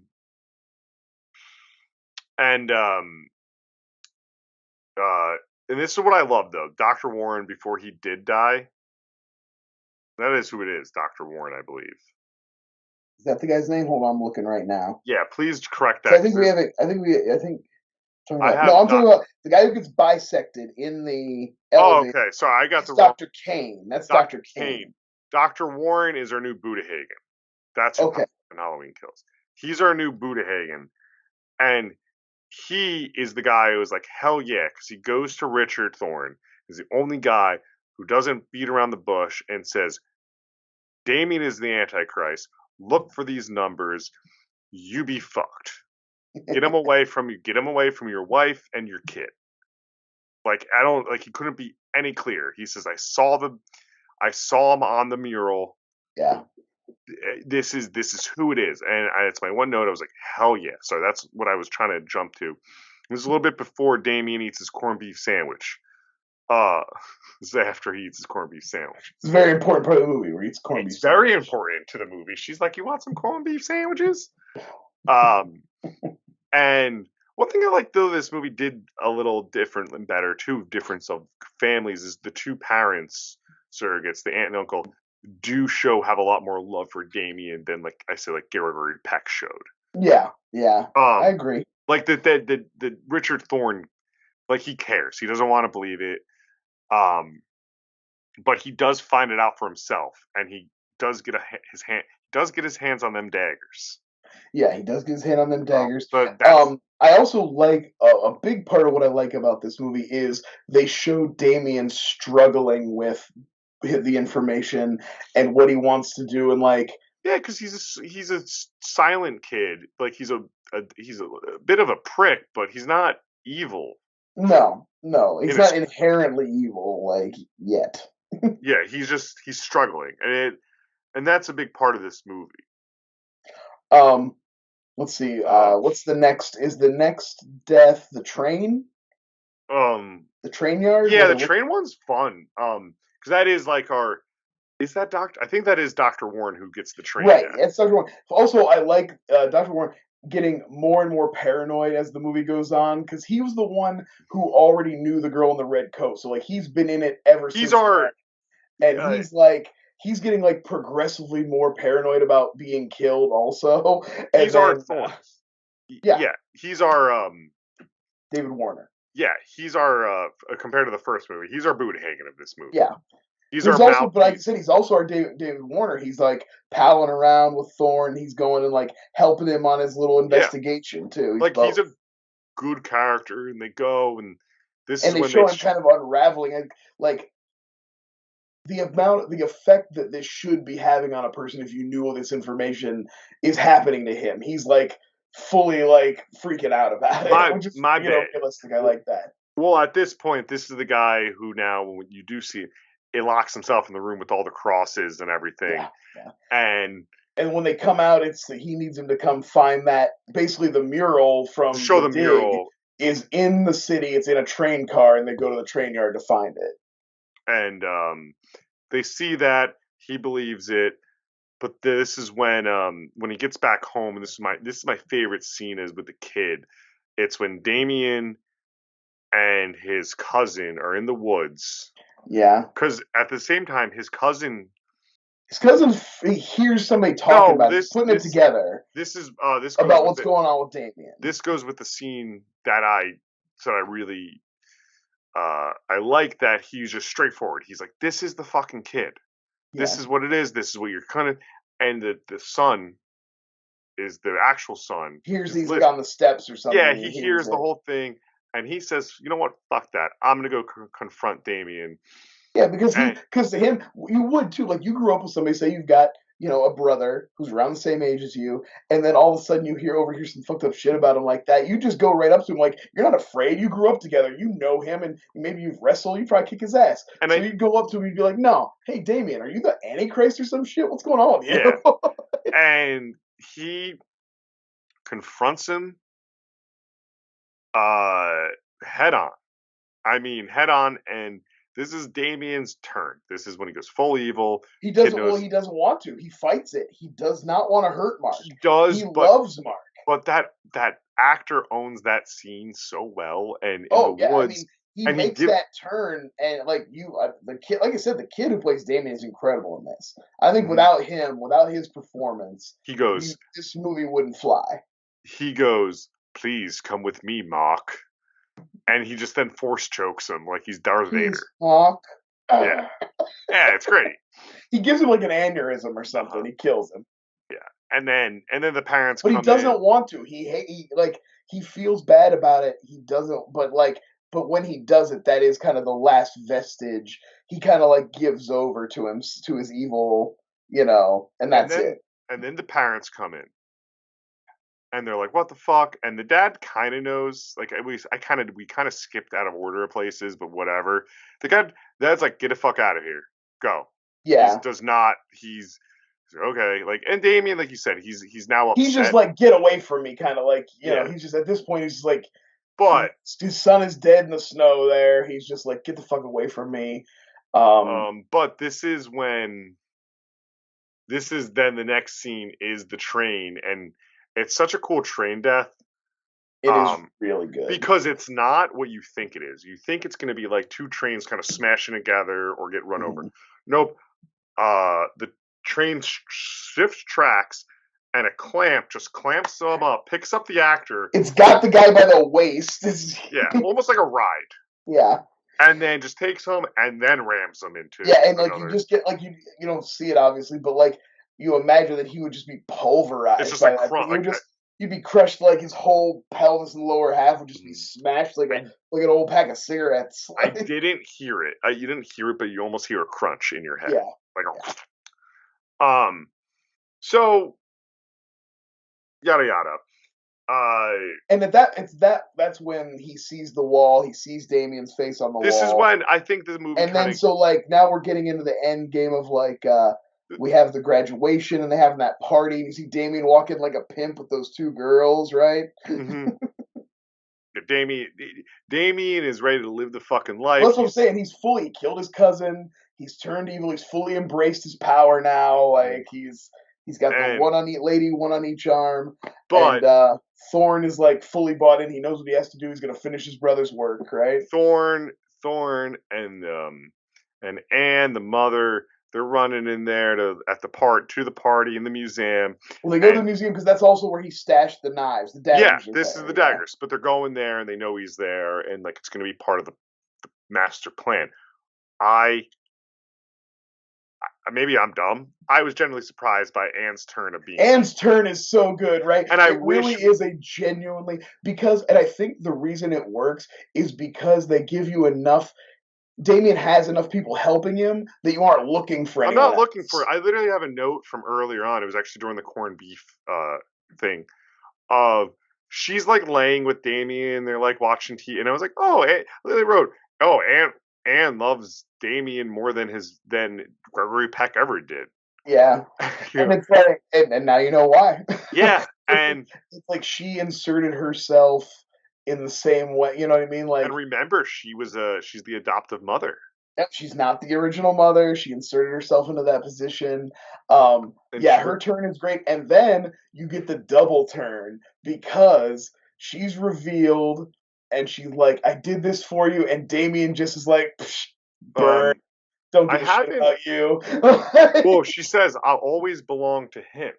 Yeah. And we haven't in this podcast talked about like biblical stuff or gotten in, I have the Wikipedia to the right. I've always belonged to him. And she stabs Thorn with the dagger. She like, the whole like clump of them is just like, ah. Yeah, he just says "fuck you," and then she lights on fire, and then this movies love. Damien lights her on fire, right? Doesn't Damien like make the room kind of like? Well, Damien, because he's there, he shows up, and Damien like, shows up, and he just like lets her burn. He just turns his back on her and lets her go. He says, "Fuck you, bitch." Burn. Yeah, he's like, your usefulness is basically done. I think that's what it was. Your usefulness is done, and I don't think he wanted. I fully embrace my evil and shit. I don't think he wanted Richard Thorne dead, also, because it's one of those stepping stones to the inheritance of the family. But what I wanted to bring up, so when the Wikipedia has her quote "always belonged to him" quoted, that's actually common. The Whore of Babylon. Oh, okay. All right. So biblical stuff. I didn't know that, so that's kind of interesting. No, that's definitely interesting. Absolutely. But yeah, so it says Damien's wills a nearby boiler room to explode, setting the fire. The movie does kind of end, and we don't get the big brash ending. Richard's dead. Damien blows up the building and walks away. There's no Damien's rise to power. He walks calmly out of the place where his family is burning to death. Yeah, and Murray, he gets in, and what's his name? Murray is there to like let it chauffeur him away or whatever. and I actually had to rewind that because I just wanted to make sure I didn't like miss because it all the 2 and 3 have these endings that are not as dramatic as the first ending. Well, 3 ends in a reading assignment. All right, all right, let's go right into 3. So 2, fantastic. I think it's just as good as 1. Also, not as big as a hit as the first one. I didn't say that. 2 and 3 have each like a $6 million-ish budget. 2 made $26.5 million, so moderate hit, enough for a sequel. Enough to get a finish out your trilogy. Yeah. The William Holden other note is an Academy Award winning actor, so that was their first choice. So that's that.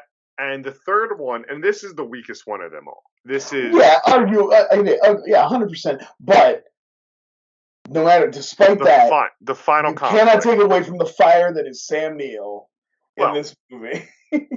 the minute this is where I'm getting Don Jr. Sam Neill just like it took me a minute to go. Is that Sam Neill? That's Sam Neill. And it's funny too because he's supposed to be 30. So now Damien's 30. His like first big American hit, I think. Yeah. Oh, okay. I looked at his IMDb. He wasn't popping off. No. He actually did another horror movie the same year called Possession. Okay.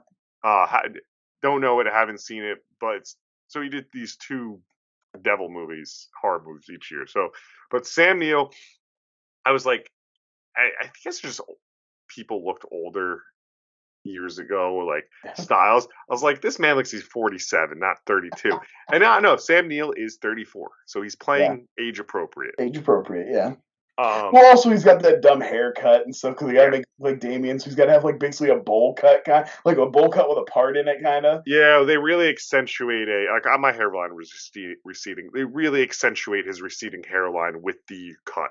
Yeah, the sweep. He's got the sweep. He's got that Hitler sweep. This is the one, but this movie itself, this is like the silliest of all 3 of them because of its overall concept. So. What's silly about it, Joe? The warrior monks who each one takes a dagger to try to attack you, and they keep popping out at like random locations to attack you. Couldn't be that. Could it be the multiple board meetings the monks have also? I will say though, just like every Omen movie, there's always at least one very memorable death, and the dude who rigs up his office with the shotgun is an unforgettable. Please, Brian, let's get to it because. So we learned Damien is now successfully running the Thorn company. I mean, he's basically made it to what he's ascended to where we expect him. But there's a twist because he's worried about something. The Son of Christ is being born again. The Nazarene. The Nazarene. I love he calls him the Nazarene all the time. He's like, the Nazarene! And the Nazarene's being born. And that's his whole motivation, because his motivation at first was... He's just about to complete his plans, but the prophecy, the Nazarene's about to come in and ruin everything. Which is I guess Easter changes, but it's in Easter, it's like March 24th. March 24th is when the baby's born, and I guess the synopsis of it is just like, these babies are dying March 24th. Yeah, it's like... While the thing we're talking about, there's monks hunting him down, he's hunting down all the babies born on this one specific day. In Britain.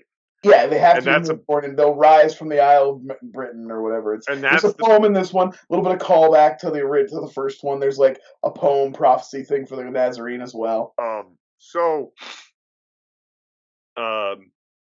But his plan, and he has a right hand in this movie, which is really funny.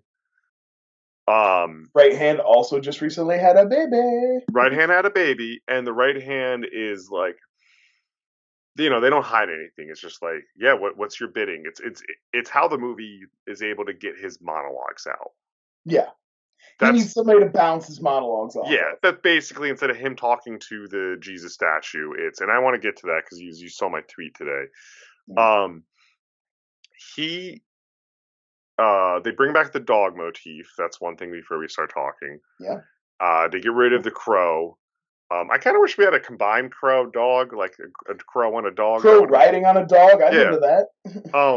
But where the movie really kicks off, we get this exposition, Thorn, and he says, "I'm going to be the ambassador of Britain," and it's picking up where his original father left off. Because you know what, it does Which make again sense. Is a stepping stone to the presidency. You know, it makes sense. Like businessmen are normally the ambassadors of countries, not politicians. You know, like Woody Johnson was Trump's ambassador in Britain, and he's the Jets owner, and he had to step down to be this from the Jets president for those years for reference for any of those. So that's not unruled, but it's Damien, so he's working at play. It's not that he doesn't. It's not that he's hoping it gets done. He knows it's going to get done. And how's it going to get done? But the greatest fucking suicide we're going to see on TV. There's a tour of the White House, or not White House, the presidential house that they live in, the ambassador house, and he rigs a gun to his desk for the door to open, and that shit blows up. And what does this movie love to do? These movies just linger on the death. Oh yeah, they love it. Doesn't cut away, doesn't do anything, it just lingers on that death. But that's basically how he gets the ambassadorship, is that he just like wills the other guy to kill himself. Kills him, and then he goes to meet the president. And excuse me if I'm missing anything important when I go through this. He goes to meet the president, and the president is like, it's still kind of funny because the president is a little hesitant. He's like, yeah, the ambassadorship. And then he's going to be in charge of the youth leaders of Great Britain. And like, that's Damien's hook to people. He's like, I care about kids and I want to show them the right way. And his Damien is so fucking cold. Yeah. Like he's somehow colder than the kid playing Damien was. Like, no, I wrote this down. Brian, do you think Sam Neill's Damien really like sat down and like hung out like we do and like have a beer and talk about normally? No, he was, well, I get the impression that once he makes his turn in 2, he becomes solely focused on his goals, and he becomes that Damien that we see in Sam Neill. But like, he's just that from the end of 2 up through what we see. He is just on his way to achieving that goal. So like, there's no fooling around. Everything he does is like a calculated move toward his end game at that point. Yeah. So that's why he's such a fucking dweeb when he's Sam Neill. He hasn't been hanging broing out anymore. He killed Mark. He should have left Mark alive. They could have broed out. Like, I don't think he could actually win an election without interference. Well, I don't know. Like, we see his minions. He has that big speech at like the tree or whatever. And there's a bunch of motherfuckers there. Okay, that hurt to talk before that, but that shit comes out of nowhere. Yeah, clip along. We're good. Yeah. So, he at this time though, Sam Neill, and he's bullshitting around. Like, he's gonna be British ambassador because of that. He meets a woman, a news reporter. She has like the British version of like Diane Sawyer. Yeah, and he's kind of like using her, kind of maybe having a little bit of a fling with her, and he also chums it up and likes his relationship with her son. Yeah. And as our recent conversation on the main show, get the fuck away from that boy. Well, luckily we know he's not trying to diddle him. He's just trying to make him like join his cult. He's just trying to make him join his cult and be another agent at Chaos. But in the meantime, which that kid's a piece of shit. That kid kind of reminds me. Turns on his own mom way too easily. Like, there's no conflict in that kid. At this time, at this point of this movie, Damien has now realized, instead of like fighting with emotions, just to immediately make people go, flip of the switch. Love you, hate you. But this is you already mentioned it, but this is when we see the Italians running around. Though there's already one of them trying to get Damien. The monks, and they all kind of look like a lot of them look like hipsters and stuff. They look like to compare to the time, like of the time reference. They look like henchmen from like Rocky and Bullwinkle. all of them. They act like them too. Yeah, they first of all, their whole idea kind of breaks the idea of the movies because in both the other movies you need all 7 daggers. The idea is you can't kill him with just Yeah, one dagger. they kind of wash that One away. dagger extinguishes physical life, but then you need to like radiate the other daggers out and stab them in all these certain places to like. No. It's like that ritual is cast aside. There's 7 dudes. They basically hand them each one knife, and they're like, "Get this motherfucker." Yeah. And it failed. The first one, they try to get him on that set of that talk show, and it fails fucking miserably. It not only fails, it's like a wildly horrific, spectacular failure where like somebody burns to death with like plastic fusing to their skin. It's really graphic and gross. Yeah. And then they do the thing where they come back to the boardroom. It's like speaking of the 60s still, like Batman, the Batman villain sitting around a desk being like, okay, now that was bad, guys. You got to be better. It's I like the 2 guys that just try to like basically jump him at the ruins, like and just put a sack over him, like, and he just hell yeah. And they get back. So that I don't know. We do lose a little bit of them mid-movie. Like the movie moves along more than just like here's a scene, here's some Italians. Well, it's like he takes care of a couple of them, and they leave just enough that they're always lingering, so you know they could still pop up and try to kill him at some point. So you know they're like saving at least one for the end of the movie. Yeah, one gets saved. DeCarlo is the last one. Yeah, you know there's at least one hanging around for the end of the movie. You got to have him come back. And even though they all eventually fail, then Nazarene has to save everybody. I have my note here of when in doubt, set a body on fire in these movies, though. Yeah. But yeah. Sorry, my nose is really itchy. So there's this scene though. Partying, brah. No. There's this scene that triggered. I recently tweeted out the other day, and this is just coincidence. I saw you tweeting about this. I want to have you on this because there's a scene that I tweeted out, and I'm 90% sure it's this, that I was like, I always vividly remember like a scene of a guy in a mirror holding a glass of wine, having conversation. It's really creepy. And my thing, I was like, that's Willem Dafoe in Spider-Man. It wasn't that. But it's similar to Willem Dafoe. But I always have this like visual memory of like it's. I saw it on TV. It's scary. I related it with like wine and like for some reason like Bloody Mary. But I knew they were. It wasn't. I figured out like after a while it wasn't part of the movie. I'm almost positive. Maybe because it was tweeting about it. It's the scene of him doing his monologue, talking to Jesus. Because there's shots of that scene that are like not a mirror, but mirror-like of like big like open space in front of him, and he looks scary. He's looking up at the ruins and stuff. Yeah. So I think it's that scene, and I kind of had an oh shit moment. But who knows? No, one thing. Cool. I like that. One thing with that scene too is because he has this place where he gets to go to the Jesus's. It almost looks like his like getaway, his place to think. And Damien now has gotten so comfortable touching religious items and that's symbolism.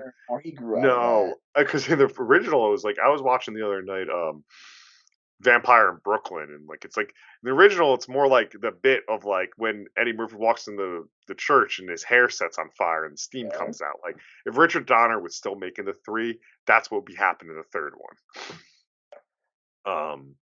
But no, so we get that, and I just feel like this movie has a lot more breathing scenes of like banter, like not so much importance as heaviness happens. Like there's a one scene, another scene, because it's really just the scenes that are cut with babies dying or henchmen dying. Yeah. And the henchman, the one that happens, the henchman dying is Damien is king of the dogs. I love that with the hounds, the guy, the bloodhounds. They corner him on that bridge, and he's got all those foxing hounds with him. Yeah, and they're the most. We'll talk about the most adorable death.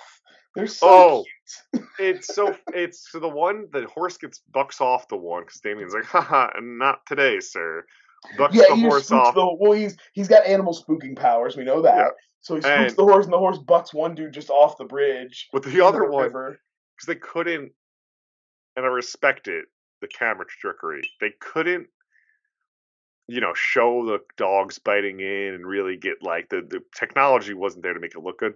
So you do see a bunch of dogs kind of somewhat looking happy. They're a bunch of Yeah. like the beagles, and then You they just cut look to at a the guy who's about to have a great time because he's about to get cuddled by a bunch of beagles. yeah, and then they just cut to his hands on the car, and it really is just left to your imagination. They viciously They use ate him. music and some screams to like help you. But yeah, like I was like, oh, that dude was having a blast. Look at all those cute little dogs. He was having a time of his life.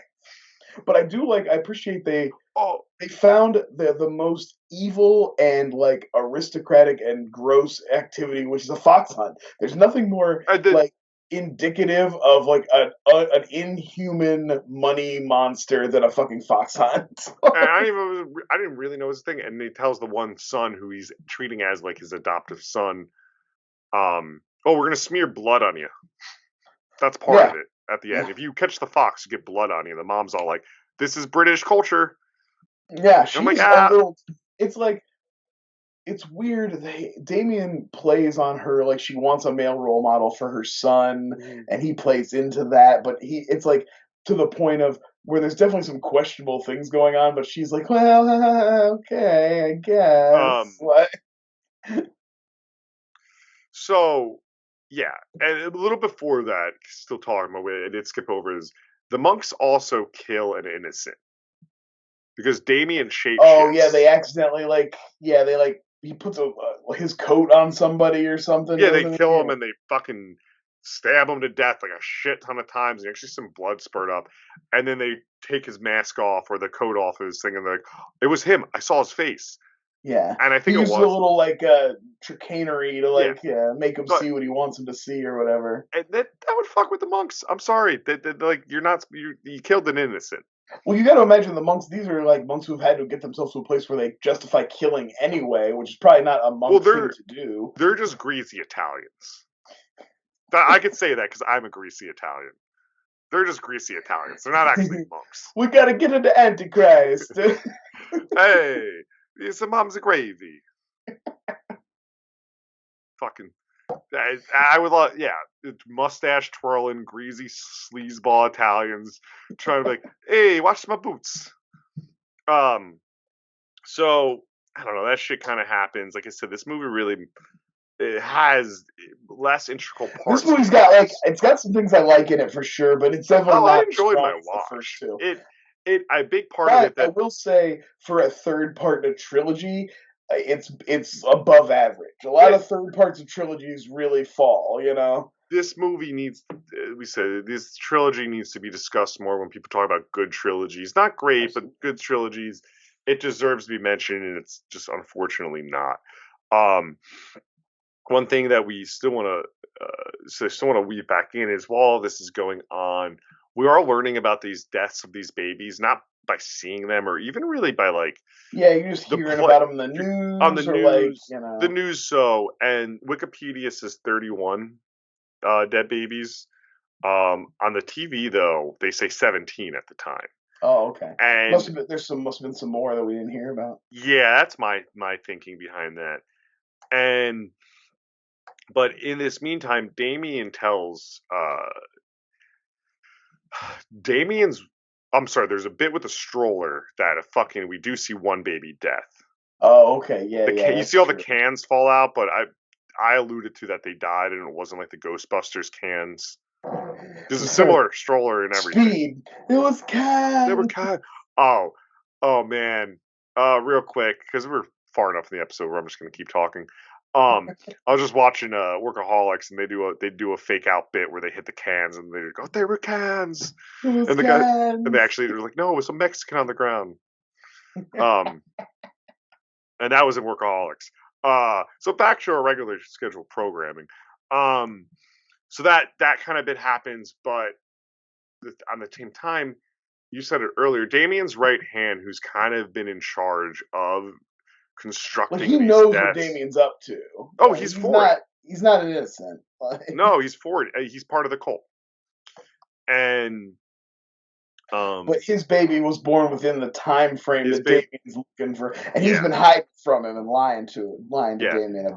And that comes into play more towards the end. But we had a few things beforehand that happen. Is one thing out of nowhere that I felt out of nowhere is in a desertish town, just full force cold of 70 people, 70 to 100 people are just with Damien listening to his sermon, and they're on board, and it's, to me, it seems like I do like the idea that his cult grows a little bit in every movie. I mean, it's a big jump from 2 to 3, but I do like the idea that, like, yeah, he hasn't been dormant. He's been recruiting this whole time. Like, you know, no, it's not that. It's I wish the movie gave us. Feel like scenes were cut from that scene. That's why it seems so out of place. But happens, and then apologies to the listener for the little bit of a forgetfulness here. The reporter learns about who Damien is, or someone tells her she's the person now who gets the tip from. Right, she's the one who's basically she's playing the part of the dads in the first 2 movies. She gets the tip from who, like, is DiCarlo. investigating and starting to become suspicious, and she gets the tip from the last remaining monk. Oh, okay, all right. But that don't happen just yet, because I'm all over the place in this last one. Yeah, we're trying to keep it fresh, keep it brisk. Yeah, keep it going. What does happen? Dean, his right hand, gets murdered by his wife with her iron. That happens. Oh yeah, the wife does murder him. Yeah, the wife. So it's a really interesting. I love how they do it, because they show the wife.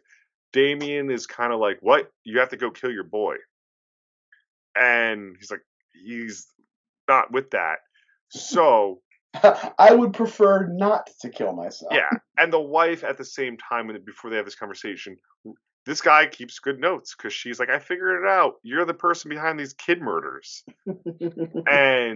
But he goes back to Damien to try to be like, "It's not my kid." Like, he wasn't. Damien, you think Damien has, like, outsourced possessed the wife, because you see her pick up this iron. Yeah. And really what it is, she's just gone mad, waits till her husband gets home, and just slaps him in the face and burns his eye out. And that's how he dies. Well, probably Damien influenced her to some extent. I think Damien, this is where the movie lets you use your imagination more. Damien probably influenced her, and her will stopped her from killing her child to killing her husband. Right, yeah, I think that's exactly what it is. It's like he put the murderous instinct in her, but, like, she was able to kind of turn it away from the baby. Yeah, because Wikipedia tells us, only to return home to be killed by his wife, burning iron under the telepathic influence of Damien. Yeah. So, this is when DiCarlo, the last remaining guinea, visits. It's like 2 hours into this episode. Like, I got him a dagger. I stab at a boy. You come over for dinner Sunday, 2:00. I made gravy. It's gravy. It'd be great if this was a Sopranos episode instead of it's like fucking Damien. He was a good boy. Sick shit. No fucking matter with you. So this DiCarlo tips off her, and he's just like, "Listen, look for the mark on it. Look for the mark." And before that, also the son, who's been fully recruited, was the one to be like, "Haha, you lied about your kid." Because DiCarlo goes to his right hand's wife's, and also that triggers all that. So, she's like, "All right," and then her and Damien have sex. And I'm sorry, the sex scene really comes out of nowhere of this movie. I will agree that the sex scene seems a little abrupt. Because there's a lovingness. There's a romanticness to it, and, like, Damien is showing emotions of, like, more like, I want you, but it turns sinister real quick. Yeah. Because you see the silhouettes, and she's like, "Oh, Damien, I love you, like be with me," right? Because he just stopped. He almost stops like he had come, and she's like, "No, keep going." Yeah. She's like, and then it turns into, like, it turns into sexual assault. It turns into a rape, basically. Yeah, basically, yeah. I mean, and more so than less, because he gets rough, and she wakes up, and she has scratches and bruises on her back. She's in bed alone, and I did write boobs because it was out of nowhere of this movie. Yeah, you just didn't expect it. Yeah. So she gets dressed, and then she goes to visit Damien, who's sleeping naked in front of the fire, like me, crawled up on the toilet bowl at 3 a.m. hungover. I was saying, it reminds me of the guy in the Ritual when they find him up all naked in front of the yeah, but maybe this is just the statue or whatever. Maybe this is just how Damien sleeps. Remember, he isn't human. It's true. And another scene and he lets her touch it, you reveal, because he opens his eyes. He's doing the whole, but everyone in every movie is just really able to open his. It's real easy to find that. It's weird that he should find a different place to part his hair. It's a shame that the birthmark must be right on his cowlick. You know, I was gonna say it's right on that cowlick. Like if he started balding, getting the horseshoe balding, it's coming out real quick. Yeah, done. He might have to actually present as Jewish to like wear a yarmulke on. Yeah, that's what I would do if I was Damien. That's smart. I'd be like, I'm a Hasidic Jew. I can never take this yarmulke off. I'm very Orthodox. I can't take this off.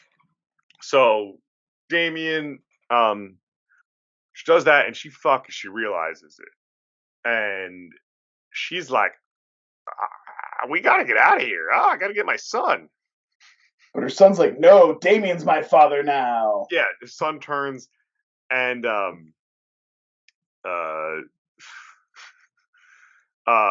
she after seeing it all, she agrees to bring Damien to the church. So Delgado, he basically blackmails her. He's like, "I have your son, so you're gonna do what I say." Or tell whatever. Del Caro could kill her, and Damien immediately spots him. Fucking uses the kid as a human shield, which is rad. Because you don't give a shit. No, hell no. Damien, just another pawn to him. And I almost wish, like, part of also by that point you're like, this kid sucks. He can get killed now. I kind of wish. Now, hear me out. I kind of wish this was a precursor to The Devil's Advocate, and instead of Neil Simon, it was a young Pacino as Damien. That'd be rad. I would like that. Like Carlito's Way, like. This would have been like Scarface. It's like 81. Yeah, this is Scarface era, right? Oh, it's Serpico. I meant to say Serpico, okay. Scarface. Right. That's fair. Yeah. Scarface, Pacino, a little more over the top, a little more with the human shield probably going. Problem is they made Damien too waspy. You could never bring in somebody as Pacino now and be like... couldn't. But how great would that be? And then years later, we get Devil's Advocate. Played with the monks. Hey, you want me to kill him? I'll kill him. Just when I thought I was out, they hand me a dagger. Hey, it's Pacino. I get him. That's a terrible Pacino. Oh, should be fired. But she does. It's again. These endings are not as climactic as they hope them to be. She just gives him a nice old stab. He thinks he gets her. She just gets him right, and he just goes okay, and he saunters over to the ruins. And then we have the actual, like, glowing, basically the Nazarene kind of comes and takes him away. Like I did my note of that, the ending, and it sucks because, like you said, all these three movies are solid. Mm-hmm. It's the corniest moment of all three movies. The glowing Nazarene over Damien, and then we have 3 Bible quotes we have to read. Yeah, it's a little lengthy. And that's how the Omen Trilogy ends. And it's like, I get that you can't end your trilogy with Damien winning, but man, the endings of the first 2 movies are so much better, right? When Damien wins, that's the cool ending. It's not that it needs a darker ending, but you almost do want not a sequel tease, but a like evil still prevailed, like an open-ended, like Damien will the cycle will begin anew. Like it never ends. It's never over. You know, like I'm pretty sure they definitely. It feels like a studio note, that ending. I can see that. Sure. I don't know. There's no literature on it. I didn't listen to the commentaries or anything, but it feels like hey, we like the end. We don't really love the ending you have. Can you just film one where he dies and we get a little Jesus? Yeah, I don't know though. It feels because like they know the third movie is going to be the last movie, and the other two have had the darker Damien Wins kind of endings. I can see them being like, when we wrap up the trilogy, we're going to finish. We can't have good has to triumph over evil. So We there can't was, end our. so there was a movie to be. So real kind of wrap that up though. There was a planned sequel called Armageddon. Okay. Went through a couple changes, but then there was studio like conflicts and things, and it fizzled out. And then there was another one, and then someone actually wrote a book, Amy and the Abomination, that works as a sequel. Oh, okay. It actually says the fifth one, Mm. which I don't. Where's the fourth one between? Well, does that mean that the Omen 4 is canon for No, that book? no, because It's a little it's girl in the book, or in 4. Is her name Amy? Is let's she see, Amy? let's Is see, Amy the let's see. Abomination? Uh, well, in the fourth one, so the book comes out in 1985, so no. Okay. Because the TV movie, and I did, like I said, I don't watch it, but I did a little research. It's a 1991 Canada movie, and that's just about a girl is basically a girl is Damien. Yeah, That's okay, what it girl, girl, sounds girl, like. Damien, sure. And there is a book, the Omen 5, V's 5, yeah, the Omen 5.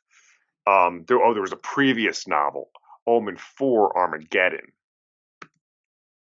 2000. So I guess they turned that movie that was planned into a book in 1983. A lot of people in the Omen 4 are X-Files alumni. I'm sure Canada 91. Well, yeah, they filmed like first bunch of seasons of X-Files are all filmed in Vancouver, so Yeah. it makes sense. So yeah, it says it's completely unconnected to the 1991 film. Okay. So if you want to check that out, check that out. But yeah, I don't know, Brian, anything to add? I feel like we covered a lot of ground. Well, yeah, I mean, like this is a thick one. I always come on these I do it with the flybys, and now I'm doing it to your show. I always come in with some idea that's going to take twice as long as usual, and make the least watched episode on the channel. More than welcome to. More than welcome to. Truly enjoy it, and well, it's really cool that you weren't familiar with the sequels, so you got to kind of go in fresh on those and stuff. And even the first movie is more fresh than, or less fresh than I'd like too, right? Yeah. But no, really solid trilogy. I think I mean the Omen 100% holds up as one of those 70s horror classics with Amityville and Exorcist, but I do think its sequels are underrated, and 2 being maybe one of the best horror sequels ever. It's really good. I won't say 2 gets the Child's Play 2 treatment, because I do think to a Child's Play fan, Child's Play 2 does get mentioned a lot. Yeah, they definitely wants to revisit, because I think really the only exposure that Omen Trilogy gets are Omen 2 and 3 probably get played on AMC during Fright Fest, because the ones probably if the Omen movies get mentioned at all, it's only the first one. I wouldn't say people really talk much about the sequels at all. No. Aside from being the bit of trivia that Sam Neill is in the third one, and now he's people know who Sam Neill is because of the Jurassic Park movies and stuff. Yeah. Other than that, yeah, that's the show, everyone. I think that's what they call a sode. An episode. Brian, as always, where can the lovely people find you? Oh, you can find us on our regular show on Flyover, or, regular episodes. I pop up on those too. But of course, just find me out on Twitter, being a bully, harassing children, telling them I hope they fail out of film school. Yo, me too, because that guy definitely was not in film school. There's no shot. Because if you were in film school, yeah, I'm saving this in the episode, you would take criticism. Yeah, you also know how. You could find me Chingo1 and on the Flyover State of Fear Twitter handle as well. Stay frightful, everyone. Bye. Ooh. Welcome to Flyover State of Fear.